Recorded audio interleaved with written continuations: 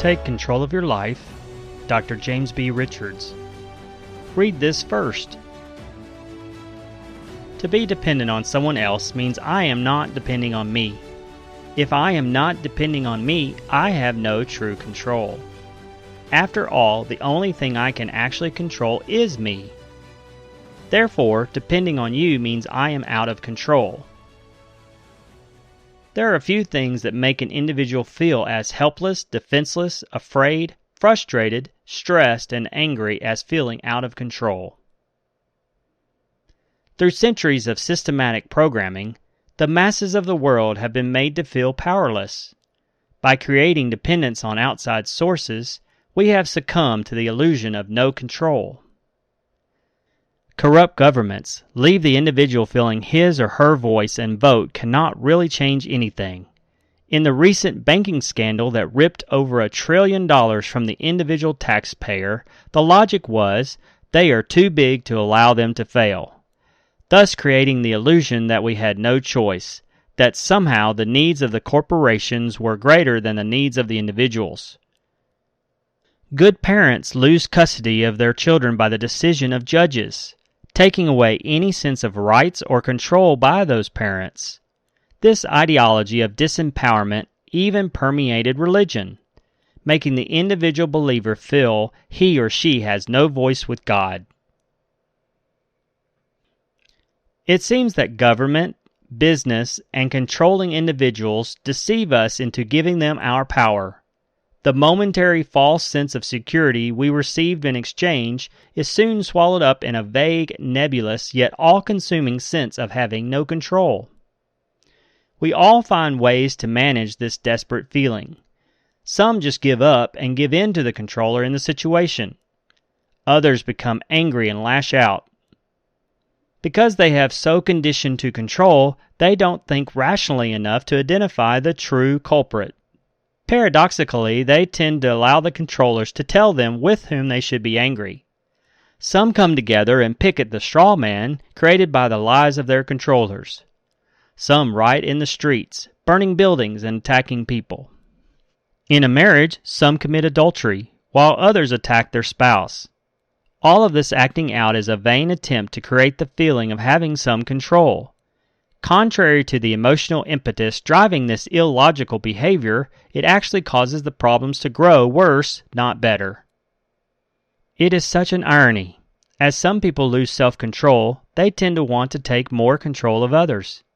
The most insecure people with the strongest propensity towards narcissism need to control others to feel safe.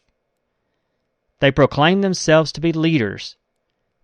The syndrome only grows more diabolical as others who feel out of control give away more of their personal choices and freedoms to someone who offers to fix things. How did we get here? Why do the majority tend to consistently make the wrong choices? How did the world get so out of control, and what can we do about it? It all started in the garden. The more normal is defined by the secular world, the less normal we experience in the world. Through intimidation and seduction, our spiritual values have been minimized, while secular ideas have been exalted as the ultimate solution to the world's problems. It all started in the Garden of Eden, when the very first temptation was embedded in the idea, you are not who God says you are, and you don't have what God says is yours. Humanism was born in the garden and was expressed in the first murder. Cain decided that his way of sacrificing to God was more appropriate than what God said to do. The way he solved the problem was by killing the evidence of God's disapproval, Abel. The next quantum leap in the logic of disempowerment took place at the Tower of Babel with the birth of socialism. Instead of following God's inspirational directive to fill the earth and become who you want to be, Nimrod, the first dictator, deceived and ultimately forced people to give up their choices and follow him. Through fear and intimidation, Nimrod presented the idea that we could throw away God's wisdom, band together, and have a better life. We can all be like bricks. We'll all be equal. Although there have always been oppressive ideologies and religions, there also have always been those who have advanced this lie in significant ways. The birth of communism, socialism, and then progressivism are the ideas that have grown to fill the earth.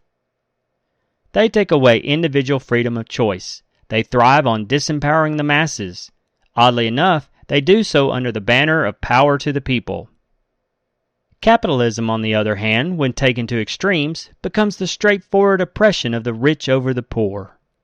But at least it doesn't seek to rob you of opportunity and choice. Then there is the church that may package it in any of various ways, i.e., the sovereignty of God, or the elevation of the priests over the people, but in the end it still leaves the people powerless. Where is the war? If you seek help through almost any of the commonly known channels, you will lose even more of your power to choose. Modern, godless, humanistic thought, while sounding compassionate and loving, destroys those who seek help by the very treatment it gives. The educational system, many substance abuse programs, government agencies, and even many churches blame society for our problems. Society no doubt contributed to our problems, but if society is the problem, then it is too big to solve. So in the end, we are left feeling powerless and out of control. There is a war eternal. The war is not between God and the devil in the sense that we have understood. That war was won when Jesus was raised from the dead. But there is a war, according to the New Testament, that takes place in the mind, heart, and beliefs of mankind. Our enemy is the devil. Yes, he is defeated and virtually powerless. But he is still an incredible liar. In fact, he is the father of all lies. His name's devil, and Satan means slanderer and accuser. A slanderer puts people down and makes them feel insignificant. An accuser points out their faults and shows them what they have done wrong. Regardless of what you believe about the devil, you must believe that he wants you to be aware of your faults and that he wants you to feel less than God says you are. There is an interesting word in the Greek New Testament. If it was translated literally, it would probably be demonized. To be demonized seems to indicate being influenced. The Apostle Paul said that all people who walked in opposition to God's wisdom were under the influence of the prince of the power of the air. In other words, they are demonized. Any person, doctrine, philosophy, or policy that attempts to make you feel less than what God says about you is seeking to take your power away from you. Once you surrender the sense of who you are in relation to God, you lose your sense of dignity and worth. You start looking to destructive sources to make you feel as you should. You go out of control. The feeling of having no control manifests itself through what is called codependency. The ultimate codependency is the attempt to meet a need through an external source that can only be met in your heart with God. Everything in the world system is designed to take away your control and make you codependent. The world is out of control and codependent. Change can happen. Is there any hope for a world so far out of control? Yes. The solution may not be what you think. The world is out of control because people are out of control. Once a person loses consciousness of and confidence in the fact that he or she is created in the likeness and image of God, that person loses his or her sense of dignity and worth. God crowned mankind with dignity and worth and gave him dominion over planet Earth. That dominion, which should produce a world of peace and order, degenerates when man loses his sense of identity with his Creator and surrenders his power of choice. When individuals believe the lie that they are not created in the likeness and image of God, they have no sense of control. If we attempt to fix the world, the problem immediately becomes too overwhelming to consider. However, if we seek to solve our personal problems, then nothing is too big or beyond immediate solutions. In fact, it will only be when each individual says, "I will take control of my own life," that we will actually see solutions. This book is about regaining the control of your life by identifying and overcoming all tendencies toward codependency. As you shed the layers of emotional addiction, you will find a freedom you have never before known. You will become the light in a dark world. People change one at a time.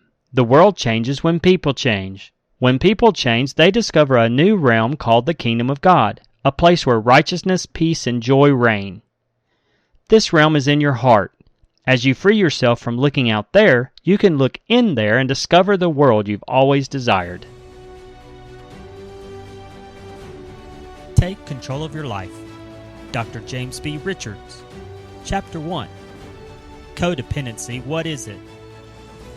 It seems that as every year goes by, new diseases of the mind and body emerge. Medical science is working day and night trying to develop cures for new viruses that threaten the very existence of humanity. Likewise, those professionals who address emotional pain and conflict continually seek new answers to the problems that plague the emotional lives of the human race. There seems to be a million different kinds of emotional problems out there. Some sectors of society try to deny their existence, but the effects of emotional dysfunction abound, despite whether or not we can define them. There are experts in the medical, social, and religious fields who try to explain away problems as if society had willfully conjured them up for some selfish reason. Such denials reflect a lack of realism, concern, and understanding. In fact, such attitudes reflect a part of the problem. There are others, however, who recognize the legitimacy of the seemingly new flood of complex emotional conflicts. However, because they do not understand the concept of fruit and root, or behavior and beliefs, they are seeking 1,000 different answers for the 1,000 different problems that exist. The attempt to find this multitude of individual answers is quite overwhelming for both the patient and the practitioner. It puts the ability to solve the problem out of reach for those in need. It causes them to place their hope in the expert, who sometimes becomes an extension of the problem. Although there are hundreds, if not thousands, of different emotional disorders, there are only a few solutions. A healthy emotional life functions around some very basic and somewhat simple realities. Thus, the principle of the fruit and root. One tree can grow an unlimited amount of fruit. Regardless of how often we pick the fruit, it grows back. Why? The source of its growth is in the root. Thus, we must solve the problem at the root. By dealing with root or core issues, we can often eliminate many problems that seem unrelated.